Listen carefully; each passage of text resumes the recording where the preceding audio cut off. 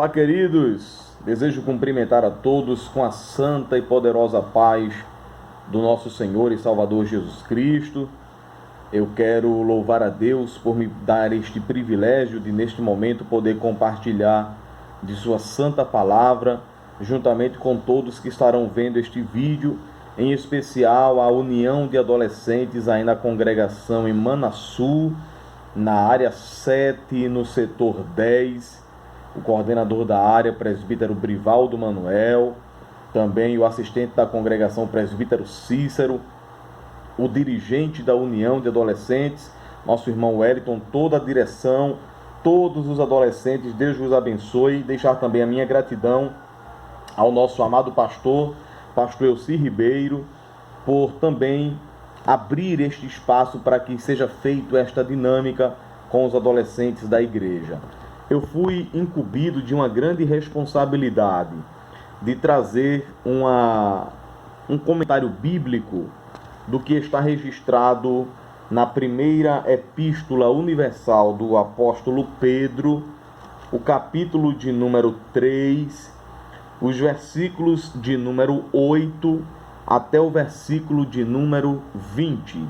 Este é o tema que foi escolhido para se abordar, para se comentar. Eu grifei alguns textos aqui que chamou muito a minha atenção e de uma forma muito sucinta, de uma forma muito rápida, eu quero trazer uma breve reflexão bíblica a respeito deste texto ou destes textos que nós estaremos pontuando aqui com a ajuda do Espírito Santo. Se você tem a sua Bíblia, faça isso. Se você pode reservar alguns instantes, alguns minutos, 10, no máximo 10 minutos, mas pegue a sua Bíblia rapidinho, abra na primeira epístola universal do apóstolo Pedro, encontre o capítulo de número 3 e versículo de número 8 em diante, em especial até o versículo de número 20. O texto sagrado, a epígrafe do texto sagrado, nos aponta algumas coisas e eu queria pontuar. Primeiro, fala sobre o amor fraternal. Segundo, fala sobre a paciência na aflição, segundo o exemplo de Cristo. Rapidamente abordando essa questão. O amor fraternal, segundo a paciência na aflição, segundo o exemplo de Cristo. O versículo de número 8 nos diz, veja na sua Bíblia, capítulo 3, versículo 8. E, finalmente, sede todos de um mesmo sentimento. E aí Pedro vai falar que sentimento é esse. Esse sentimento deve ser um sentimento compassivo, amando os irmãos, entranhavelmente misericordiosos e afáveis. Veja que interessante. Pedro fala de uma expressão aqui, entranhavelmente misericordiosos e afáveis. E aí, à luz do dicionário da língua portuguesa, a palavra entranhável fala de algo que é íntimo, fala de algo que penetra nas entranhas, é aquilo que está profundo.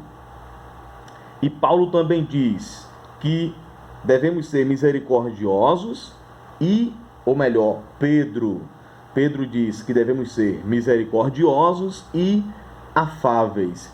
O que é uma pessoa afável? O que é ser afável? É ser educado no trato. Também dá a ideia de uma pessoa amável. Exemplificando aqui e resumindo o versículo de número 8, Pedro diz, sede todos de um mesmo sentimento, e este sentimento tem que ser compassivo, amando os irmãos de forma íntima, de forma profunda, com misericórdia e de forma educada no trato, de forma generosa, de forma agradável. E aí ele dá continuidade, Pedro dá continuidade, versículo de número 9. E eu fui muito impactado pelo Espírito Santo quando meditava sobre isto. O apóstolo disse: não tornando mal por mal, ou injúria por injúria. Antes, pelo contrário, bendizendo, sabendo que para isto fostes chamados, para que, por herança, alcanceis a bênção. Veja que coisa interessante. Veja a responsabilidade do crente, do cristão, do salvo em Jesus Cristo.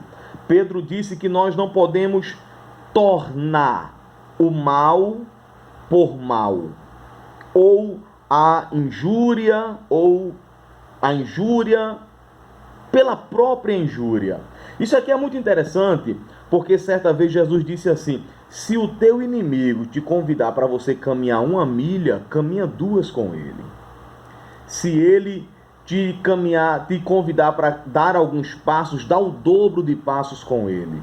O apóstolo Paulo também falou sobre isso, que nós não devemos tratar ninguém de acordo com o que ele nos trata da seguinte maneira: se eu sou injuriado, eu não posso tratar ninguém com injúria. Pelo contrário, eu devo tratar o mal com o bem. O apóstolo disse: não te deixes vencer do mal, mas vence o mal com o bem, porque fazendo isto, você amontoará brasas de fogo sobre a cabeça daquele que lhe faz o mal. Então, nós temos que entender isso. Essa responsabilidade de tratar bem as pessoas e ser generoso com as pessoas, até porque eu sou aquela pessoa representante legal de Deus nessa terra, e o mundo deve olhar para mim e enxergar Cristo em mim, assim também como deve olhar para você e enxergar Cristo em você.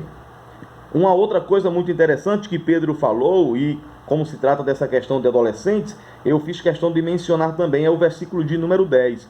Porque quem quer amar a vida e ver os dias bons, veja que interessante, olha a orientação do apóstolo: refreie a sua língua do mal e os seus lábios não falem engano. Se você também ama a vida e quer ver os seus dias bem, aparte-se do mal e faça o bem. Busque a paz e siga. Esta é a orientação bíblica. Não existe uma fórmula mágica para se viver bem.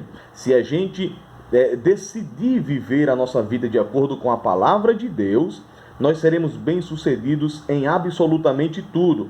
O apóstolo Pedro também continua para a gente concluir. Versículo de número 14. Mas também, se padecerdes por amor da justiça, sois bem-aventurados. E não temais com medo deles, nem vos turbeis. Antes, santificai a Cristo como Senhor. Veja que coisa, Pedro diz: Cristo é Senhor. E ele como Senhor, não sou agora eu que tomo as minhas próprias decisões. Cristo é meu Senhor. O apóstolo Paulo disse: vivo, mas eu não vivo a minha vida.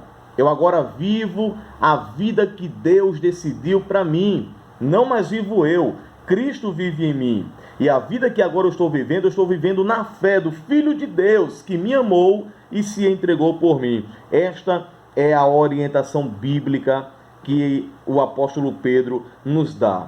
Uma outra coisa interessante é que Pedro diz assim: e estáis sempre preparados, sempre, veja a expressão, sempre preparados, para responder com mansidão e temor a qualquer que vos pedir a razão da razão da esperança que há em vós, tendo uma boa consciência, para que, naquilo em que falam mal de vós, como de malfeitores, fiquem confundidos os que blasfemam do vosso bom procedimento em Cristo. Aleluia! Eu devo viver uma vida de forma tão agradável que as pessoas que não conhecem a Cristo, ao me ver ou ao me ouvirem algum pronunciamento, essas pessoas tenham aquele conceito de que eu sou uma pessoa ruim, de que eu sou uma pessoa áspera. Não.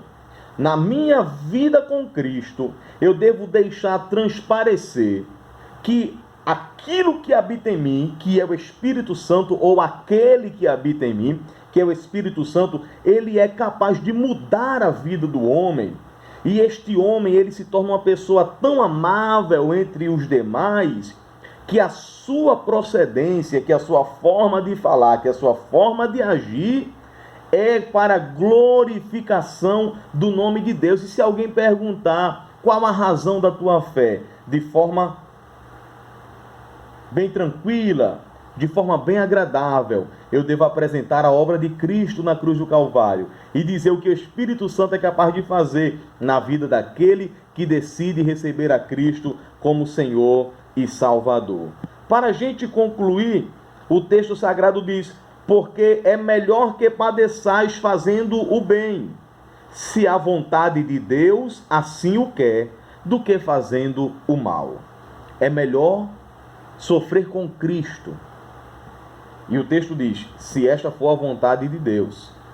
E o apóstolo Paulo falou a Timóteo que aqueles que quiserem viver uma vida de comunhão com Cristo padecerão, irão passar por adversidades. Escute-me bem, você que serve a Cristo, você que é adolescente, você irmão, você irmã, moça, rapaz, todos que me ouvem e veem este vídeo. A vida cristã é uma vida de desafios. Não pense que você será aplaudido sempre na sua vida.